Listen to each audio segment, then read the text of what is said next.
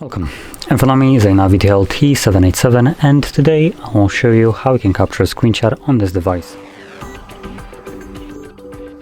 To get started, open up content that you wish to capture. I'll be using home screen as an example for this, so it's already open and visible for me. From there, simply hold power key and volume down at the same time.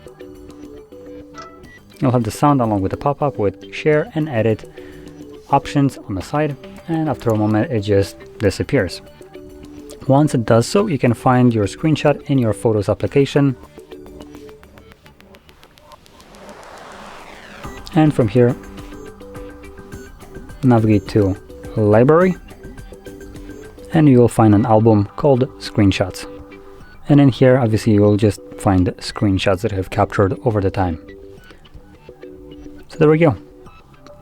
Now, if you found this very helpful, don't forget to hit like, subscribe, and thanks for watching.